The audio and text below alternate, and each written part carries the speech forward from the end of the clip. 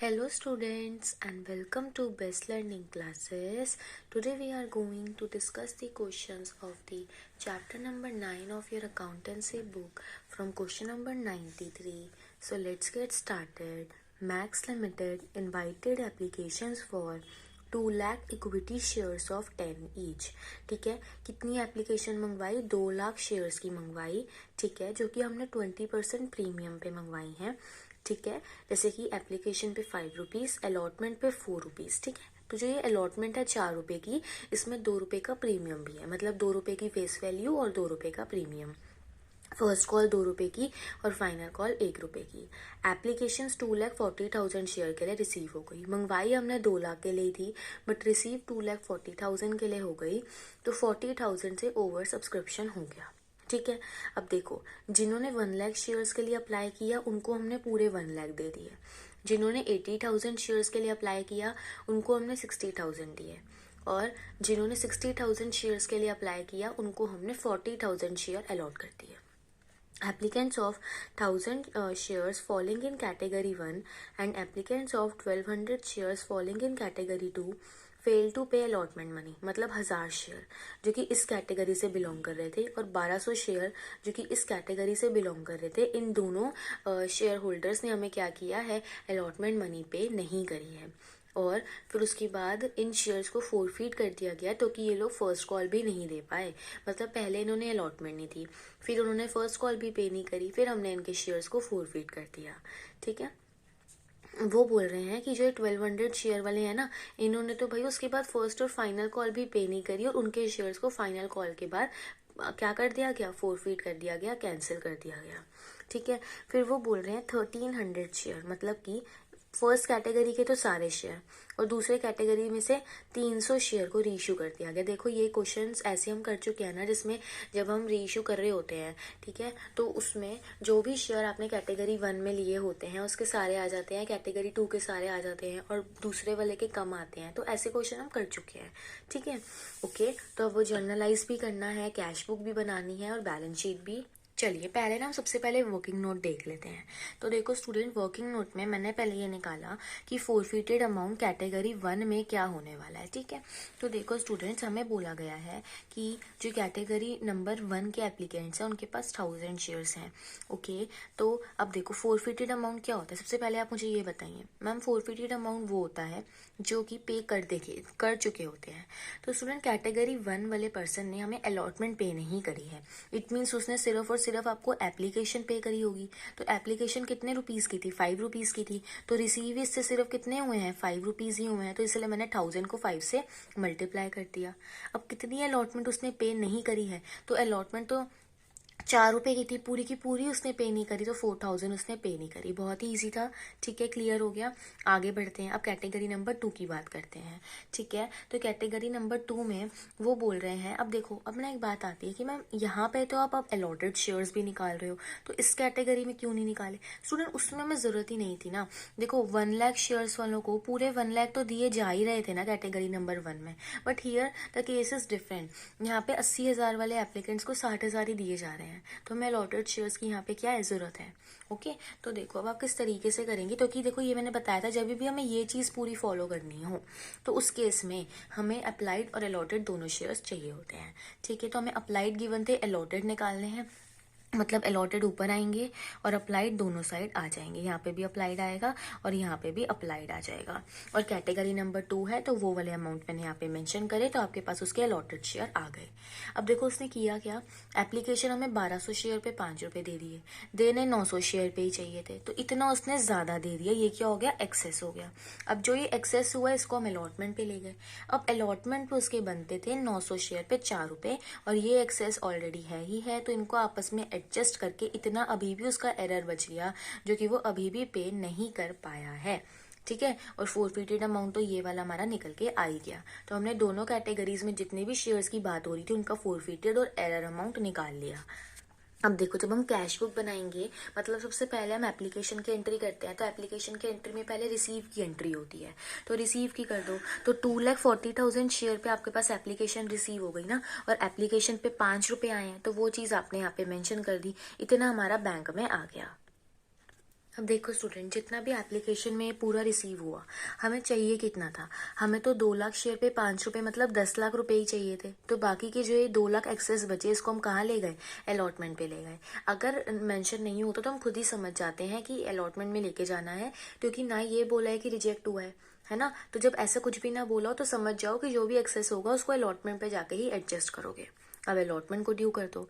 तो देखो अलॉटमेंट पे, अब देखो जो भी एंट्रीज होंगी वो 2 लाख शेयर्स को लेके होंगी।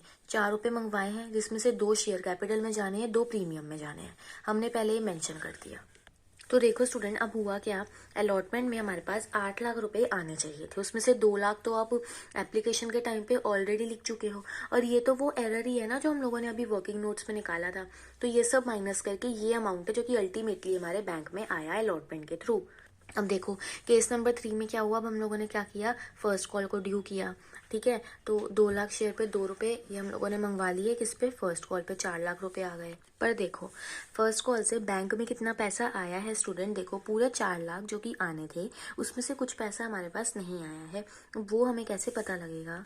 अब देखिए फर्स्ट कॉल के टाइम पे क्या हुआ? 4 लाख जितने हमारे पास टोटल अमाउंट आना चाहिए था, उसमें से 1900 पे नहीं आया। मैम 1900 कैसे आया? देखो 1000 वो जो कि कैटेगरी नंबर 1 से बिलोंग कर रहे थे, उसके बाद 900 वो अलॉटेड शेयर्स जो कि कैटेगरी नंबर 2 से बिलोंग कर रहे थे। ठीक है, एंड उसके बाद हमारे पास थर्ड आ गई कैटेगरी नंबर 3 की, जिसमें 1200 शेयर्स बोले गए थे, है ना। तो इन तीनों ने ही आपको फर्स्ट कॉल पे नहीं करी है। क्लियर है? और फर्स्ट कॉल पे नहीं करी है तो वही चीज़ हमने यहाँ पे मेंशन करी। 1000 प्लस 900 ये मैंने आपको एक साथ लिख के दिखाया, और 1200 भी। ओके, ये अमाउंट अब आपके पास अल्टीमेटली बना जो कि फर्स्ट कॉल के थ्रू आपको मिला। अब देखिए स्टूडेंट, हुआ क्या? उन्होंने बोला था कि जब उन शेयर्स ने हमें फर्स्ट कॉल पे नहीं करी है तो हमने उनके शेयर्स को फर्स्ट कॉल ना पे करने के लिए फोरफिट कर दिया। ठीक है, तो 1900 शेयर कभी जो कैटेगरी नंबर 3 से बिलोंग कर रहे थे उनको हम फाइनल कॉल तक लेके जाएंगे, फिर हम उसको फोरफिट करेंगे। ठीक है, तो अभी मैं 1900 शेयर्स की बात कर रही हूँ। तो यहाँ पे देखो कौन सा अमाउंट आता है जो कि कॉल्ड अप होता है, जो हम मंगवा चुके होते हैं। तो अभी तक हमने फाइनल कॉल 1 रुपीज़ की नहीं मंगवाई है, मतलब 9 रुपीज़ यहाँ पे आ जाएंगे।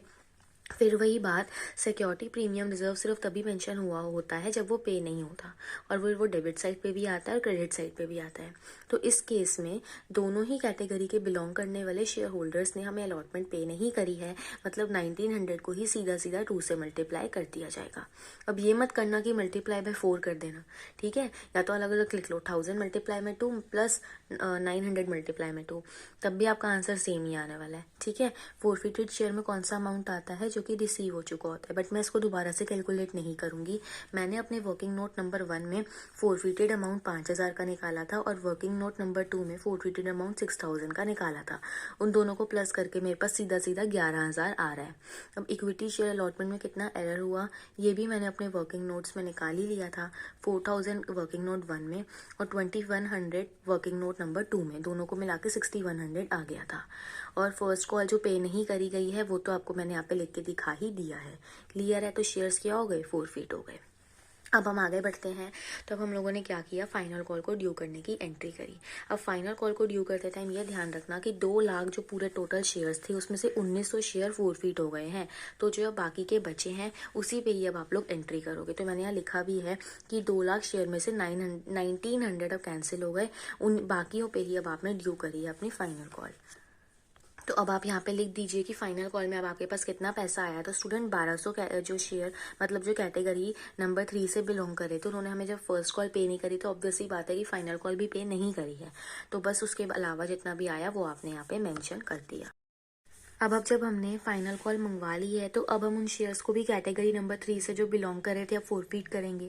तो स्टूडेंट शेयर कैपिटल में वो अमाउंट आता है जो कि कॉल्ड अप होता है, जो हमने मंगवा लिया होता है। सारी इंस्टॉलमेंट्स मंगवा ली हैं तो वो लिख दिया। फोरफिटेड शेयर में वो अमाउंट आएगा जो कि उस पर्सन से हमें रिसीव हो चुका है। तो देखो इस पर्सन ने हमें सिर्फ फर्स्ट और फाइनल कॉल नहीं दी 3 रुपए की, बाकी के 7 रुपए तो उसने दे ही दिए, वो लिख दो। अब देखो ये दोनों चीजें क्या है? ये है कॉल्स इन एरर। तो वही हमने यहाँ पे मेंशन किया। आप चाहो तो अलग अलग ऐसे करके भी लिख सकते हो, चाहो तो एक साथ भी लिख सकते हो। खत्म हो गया, है ना। अब देखो स्टूडेंट हुआ क्या, उसके बाद वो कह रहे हैं कि अब आप इन्हें क्या कर दीजिए, री इशू कर दीजिए। तो क्या हम री इशू कर देते हैं। तो री इशू करने में 1000 शेयर कैटेगरी नंबर 1 के आ रहे हैं और 300 शेयर कैटेगरी नंबर 2 के आ रहे हैं और 8 रुपये पे जो है री इशू किया जा रहा है। देखो टोटल 10 रुपये थे, उसमें से आप 8 रुपये पे री इशू कर रहे हो, मतलब 2 रुपये का तो आप डिस्काउंट ही दे रहे हो। ठीक है, पहले तो हमें ये चीज़ समझ आ गई। 1300 शेयर थे, 2600 आपने ये डाल दिया फॉरफिटेड शेयर्स में। तो देखो इसका बाइफर्केशन किस तरीके से हुआ कि 1300 शेयर को आपने 8 रुपये पे जो है 8 रुपये आपके बैंक में आ रहे हैं और बाकी का 2 रुपये का आपने डिस्काउंट दे दिया जो कि हमने फॉरफिटेड शेयर में डाल दिया। तो जो ये 8 रुपये बैंक में आ रहे हैं मैंने यहाँ मेंशन कर दिए। मेरी कैश बुक में और कुछ नहीं आएगा, मैंने बैलेंस कैरेट निकाला, अपनी कैश बुक क्लोज कर दी। अब लास्ट चीज़ क्या बची, कैपिटल रिजर्व का अमाउंट निकालना, जिसमें बहुत ज़्यादा दिक्कत आएगी। तो देखो दिक्कत वाली बात इसमें कुछ नहीं है। उन्होंने बोला है कैटेगरी नंबर 1 में अगर 1000 शेयर थे ना तो वो सारे आपने ले ही लिए हैं। तो कैटेगरी नंबर 1 में स्टूडेंट जो ये फॉरफिटेड अमाउंट है तो मुझे पूरा ही चाहिए, तो ये तो सीधा सीधा यहाँ पे आ गया, है ना। अब आगे देख लेते हैं। आगे उन्होंने हमें ये बोला है कि कैटेगरी नंबर 2 से, देखो कैटेगरी नंबर 3 का हमें यहाँ पे कोई लेना देना नहीं है, ठीक है, तो किसको रेशियो नहीं किया जा रहा, तो कैपिटल रिजर्व में वो कुछ नहीं आएगा। बस अब ये समझो कि आपने जो फॉरफिटेड अमाउंट निकाला था वर्किंग नोट नंबर 2 में इस वाले कैटेगरी में, वो आपने 6000 निकाला था। वो कितने शेयर पे निकाला था स्टूडेंट, ये सबसे पहले मुझे बताओ। 900 शेयर पे निकाला था। मतलब आपने ये बोला कि कैटेगरी नंबर 2 में 900 शेयर पे फॉरफिटेड अमाउंट 6000 था। बट क्या आपको 900 का चाहिए? नहीं मैम, हमें तो 300 से ही मतलब है। यही है ना, इतना तो हमें समझ आ गया। अब क्या करो, क्रॉस मल्टीप्लिकेशन कर दो, यूनिटरी मेथड लगा दो। वो लगाया तो ये आ गया आप लोगों के पास, ये उधर चला गया, ठीक है। 900 नीचे आ गया, नीचे लिख दिया। ये 300 डिवाइड में था, वो मल्टीप्लाई में चला गया। सॉल्व करोगे इसे। और ये 2600 कहाँ से आया? वो डिस्काउंट है जो कि हम हर बार माइनस करते ही हैं, वो आपने माइनस कर दिया। ये अमाउंट आपके पास अल्टीमेटली जो है वो निकल के आ गया। मुश्किल था? नहीं था, बस कंसंट्रेशन की फुल रिक्वायरमेंट है, राइट। अब देखिए पहले हम नोट्स टू अकाउंट बना लेते हैं एंड देन हम इसे बैलेंस शीट बना लेंगे। तो शेयर कैपिटल में ऑथराइज कैपिटल के बारे में कुछ भी गिवन नहीं है, डैश लगा दिया। इशूड कैपिटल हमने मंगवाया इतना ही था, बट पब्लिक ने सब्सक्राइब कर दिया, वो लिख दो। उसके बाद शेयर फॉरफिट जो हुए, जो हमने अमाउंट निकाला वो सब पुट कर दीजिए। सब हम ऑलरेडी निकाल चुके हैं, बस उसे पुट करना है। फॉर्मेट क्या है वो मैं आपको बता देती हूँ एक तरीके से यहाँ पे। उसके बाद स्टूडेंट देखिए रिजर्व्स एंड सरप्लस में आपने सिक्योरिटी प्रीमियम रिजर्व मेंशन कर दिया एंड उसके बाद में आपने यहाँ पे कैपिटल रिजर्व का अमाउंट मेंशन कर दिया और इन दोनों अमाउंट को प्लस करके 400600 आ गया and then cash at bank का अमाउंट आप कैश बुक से ही सीधा उठा लीजिए। अब देखिए बैलेंस शीट में पहले हमने शेयर कैपिटल में ये अमाउंट डाल दिया नोट नंबर 1 से, रिजर्व्स एंड सरप्लस में ये अमाउंट डाल दिया नोट नंबर 2 से and cash and cash equivalent note number 3 से आ गया। तो देखो जब हम कैश बुक बना लेते हैं तो बहुत ईजी हो जाता है, सीधा ही वो अमाउंट नोट्स टू अकाउंट में और फिर सीधा वहाँ से ट्रांसफर बैलेंस शीट में हो जाता है। Question 94, last question of this chapter as well as of this video, right? XYZ Limited issued a prospectus inviting applications for 2000 shares of 10 each at a premium of 4 per share. Application पे 6 रुपये मंगवाए, 1 रुपये का premium. Allotment पे 2 रुपये मंगवाए, 1 रुपये का प्रीमियम। फर्स्ट कॉल पे 3 रुपये मंगवाए, 1 रुपये का premium. Second and final call पे भी 3 रुपये मंगवाए और उसमें भी 1 रुपये का प्रीमियम इंक्लूडेड था। एप्लीकेशन 3000 शेयर के लिए रिसीव हो गई। 2000 की मंगवाई, 3000 की आ गई, ओवर सब्सक्रिप्शन हो गया, प्रोराटा अलॉटमेंट कर दी गई, ठीक है। उन्होंने बोला कि जो भी एक्सेस एप्लीकेशन मनी है उसको अलॉटमेंट पे लेके चले जाओ, ठीक है। फिर वो साथ ही साथ में ये भी कह रहे हैं कि एक्स जिसको 40 शेयर्स अलॉट करे गए थे उसने हमें अलॉटमेंट पे नहीं करी। भाई अलॉटमेंट की बात आ गई है, अलॉटमेंट के लिए क्वेश्चन में एडजस्टमेंट बोली गई है, मतलब मुझे एक्स के अप्लाइड और अलॉटेड दोनों शेयर्स चाहिए। और बाद में उसने फर्स्ट कॉल भी पे नहीं करी, तो फर्स्ट कॉल मंगवाने के बाद उसके ना पे करने के बाद हमने एक्स के शेयर्स को फॉरफिट कर दिया। वाई के भी अप्लाइड शेयर्स गिवन है, उसने हमें फर्स्ट और फाइनल कॉल पे नहीं करी है और वो दोनों कॉल्स ना पे करने की वजह से हमने उसके शेयर को भी फॉरफिट कर दिया, राइट। तो स्टूडेंट ध्यान रखना कि इसके हमें अलॉटेड और अप्लाइड शेयर की फिलहाल अभी तो देख के क्वेश्चन इतना समझ आ रहा है कि नहीं है ज़रूरत, क्योंकि इसकी अलॉटमेंट की बात नहीं हो रही है, कॉल्स की बात हो रही है। अब देखो वो ये कह रहे हैं कि जितने भी शेयर फॉरफिट हुए उसमें से 80 शेयर आपने रीइश्यू कर दिए जेड को 9 रुपये में, ठीक है। और ये जो 80 शेयर थे इसमें वाई के पूरे शेयर हैं, मतलब 72 तो अगर वाई के हो गए तो सिर्फ 8 ही शेयर एक्स के लिए गए। इतना समझ आ गया। अब आपको जर्नल एंट्री भी करनी है, कैश बुक भी करनी है और बैलेंस शीट भी करनी है। चलिए फटाफट से वर्किंग नोट देखते हैं। तो देखिए स्टूडेंट, सबसे पहले अब मेरे को एक्स के अप्लाइड और अलॉटेड दोनों शेयर चाहिए। रीज़न अब आप लोगों को क्लियर है, हम लास्ट क्वेश्चन पे आ चुके हैं, तो अब कंसेप्ट हमें अच्छे से पता है। हमें उसके अलॉटेड शेयर्स गिवन है, मतलब यहाँ पे भी अलॉटेड है और यहाँ पे भी अलॉटेड है और यहाँ कौन से आ गए हैं, अप्लाइड आ गए हैं, ठीक है। तो ये आपके पास उसके अप्लाइड शेयर्स निकल के आ गए। उसने हमें 48 शेयर्स पे 6 रुपये दे दिए, देने 40 पे ही चाहिए थे, इतना उसने ज़्यादा दे दिया जिसको हम अलॉटमेंट पे ले जाएंगे, राइट। ये सेम स्टेप है जो हर क्वेश्चन में फॉलो हुए, ठीक है। अब अलॉटमेंट पे उसके देने बनते थे 40 शेयर पे 2 रुपीज़ 80 रुपये, ठीक है। तो अब देखो हम ये कह रहे हैं कि अब देखो यहाँ पे ना ये जो ट्रीटमेंट है ना, ये हमें इसलिए करना पड़ता है क्योंकि इस पर हमें क्वेश्चन में ना प्रीमियम भी साथ में गिवन है ना, तो उस चीज़ को ध्यान में रखो। अब देखो इतना उसका एक्सेस है, तो अब इधर इतना अभी भी उसका क्या बच रहा है, एरर बच रहा है। पर वो किस तरीके से बच रहा है, वो जो एरर बच रहा है वो प्रीमियम का बच रहा है या शेयर कैपिटल का बच रहा है, तो उसको अब हम बाइफरकेट करेंगे। देखो जो स्टूडेंट ये 80 रुपीज़ है, इसमें 40 रुपीज़ फेस वैल्यू और 40 रुपीज़ का प्रीमियम है, तो कि एक ही रुपये का प्रीमियम था और 1 ही रुपये की फेस वैल्यू थी। ये चीज़ हमें क्लियर है ये चीज़। तो देखो वो ये कह रहे हैं कि ये जो 48 रुपीज़ है, इसको हम इस तरीके से डिस्ट्रीब्यूट कर रहे हैं कि ये 48 रुपीज़ में से 40 रुपीज़ का तो वो पूरी की पूरी फेस वैल्यू दे रहा है और 8 रुपये का उसमें से वो प्रीमियम दे रहा है। तो अब जो उसका ये 32 रुपीज़ का एरर बचा है, ये सिर्फ और सिर्फ सिक्योरिटी प्रीमियम रिजर्व का बचा है। I hope it is clear कि मैंने क्या समझाया, कि यहाँ तक तो हम हर बार करते थे, बस मैं इतना कहना चाहती हूँ कि जो ये 32 रुपीज़ का उसका एरर बचा है ना, ये प्रीमियम का बचा है। जो फेस वैल्यू था वो उसने पूरा का पूरा हमें पे कर दिया है। क्लियर है ना। और उसके बाद देखो अब फोरफिटेड अमाउंट भी हमने एक्स का निकाला, तो देखो जब भी हम फोरफिटेड अमाउंट निकालते हैं तो उसमें हम security premium reserve receive minus ज़रूर करते हैं। तो वही चीज़ आप यहाँ से माइनस करोगे, 288 तो आपके पास ऊपर से आ ही जाएगा यहाँ पे, है ना। उसमें से जो सिक्योरिटी प्रीमियम रिजर्व रिसीव हो चुका है वो हटा के बाकी का अमाउंट आप यहाँ पे मेंशन करोगे। मैंने पूरा आपको प्रॉपरली यहाँ पे लिख के दिखाया है। तो देखो मैंने लिखा है कि share capital is covered out of excess application money, then SPR is supposed to be received with rest dozen above problem ₹8 security premium of allotment is assumed to be received, thus will not be forfeited। देखो मैंने आपको कितने अच्छे से समझाया है, यहाँ पे लिख के भी पूरा दिखा दिया है कि पहले हमने जो भी एक्सेस आया था उससे हमने शेयर कैपिटल को पहले क्या करा, कवर करा, उसके बाद हमने सिक्योरिटी प्रीमियम रिजर्व को जो है वो कवर करा है, ठीक है। तो देखो अब एप्लीकेशन से 3000 शेयर पे 6 रुपये जो है वो रिसीव हो गए, राइट।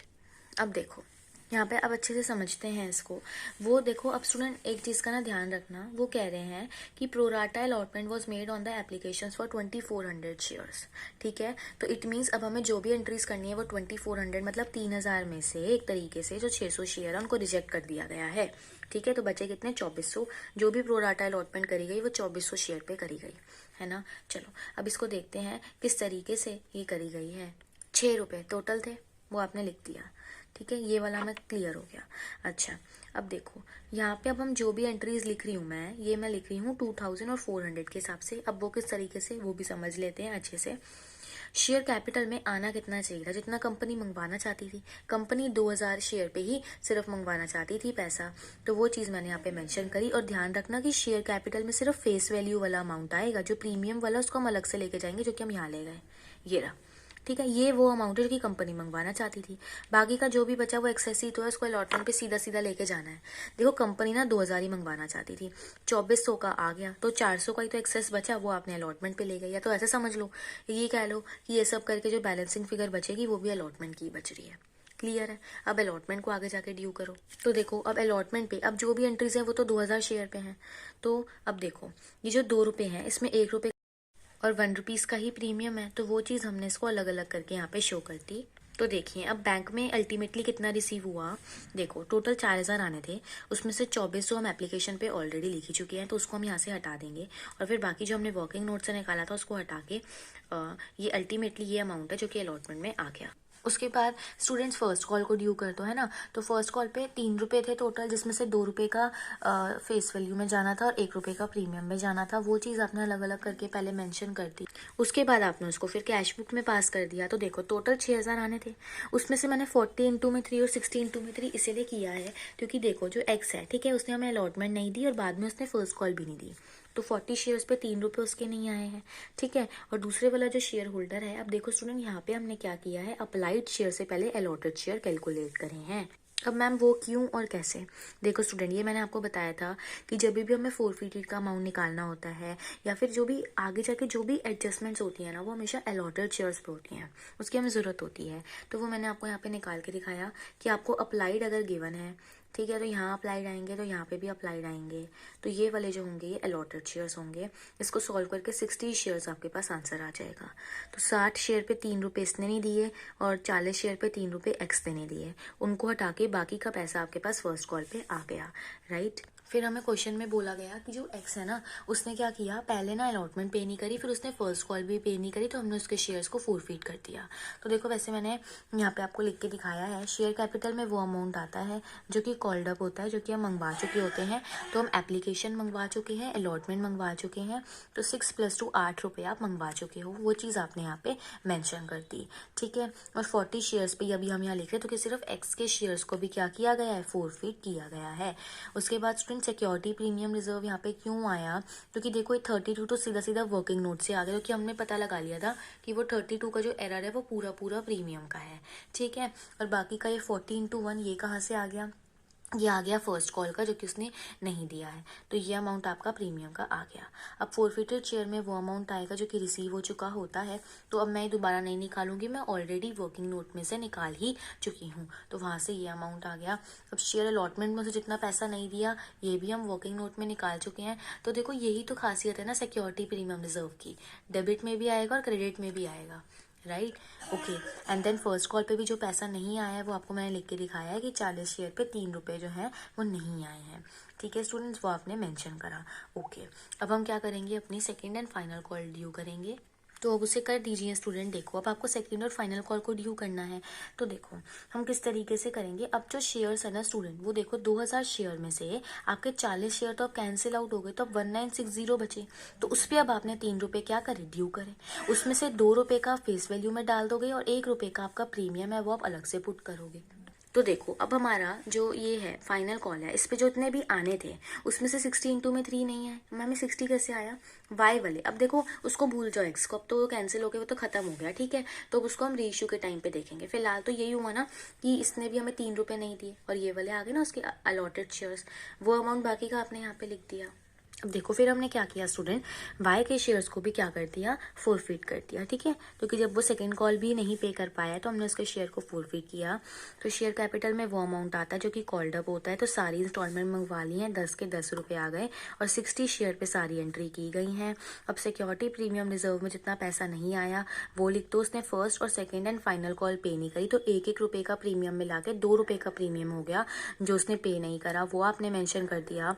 फोरफिटेड शेयर्स में वो अमाउंट आएगा जो कि रिसीव हो चुका होता है, तो उसने हमें एप्लीकेशन और अलॉटमेंट दे दी है, ठीक है। तो वो वाला अमाउंट आप यहाँ लिखोगे। तो मैम उनको मिला के तो 8 रुपये बनता है, आपने 6 क्यों लिखा है, क्योंकि स्टूडेंट देखो मुझे मतलब है सिर्फ अभी फेस वैल्यू से 5 + 1 तो 6 ही बनेगा। क्योंकि देखो सिक्योरिटी प्रीमियम रिजर्व की यही बात होती है, अगर पे नहीं हुआ तो दोनों जगह आएगा और अगर पे हो गया है तो सिर्फ एक ही जगह आता है, ठीक है ना, सॉरी तो फिर आता ही नहीं है, इसीलिए वो यहाँ पे आएगा ही नहीं। तो ये वाला अमाउंट आपका आ गया। अब जितना जितना उन्होंने पे नहीं किया वो वाला अमाउंट आपने यहाँ पे मेंशन कर दिया, ठीक है। अब हम लोगों ने क्या किया स्टूडेंट, आगे जाके अब शेयर्स को रीइश्यू किया है ना। अब देखो रीइश्यू के टाइम पे ये हुआ है कि वो कह रहे हैं आपने ना 80 शेयर रीइश्यू करे हैं, ठीक है, और वो भी कितने रुपए पे करे हैं, 9 रुपये पे। 10 रुपये के शेयर को 9 रुपये पे रीइश्यू कर रहे हो, मतलब 1 रुपये का डिस्काउंट दे रहे हो, वो आपने फोरफिटेड शेयर्स में डाल दिया। अब बात आती है कैपिटल रिजर्व की, पर पहले हम अपनी कैश बुक को क्लोज कर लेते हैं। तो देखो अब ये 9 कैसे आया, 10 रुपये का टोटल शेयर है जिसमें से 1 रुपये का आपने डिस्काउंट दे दिया, तो बाकी के जो 9 बचे वो बैंक में आ गए रीइश्यू से, वो आपने यहाँ पुट कर दिया।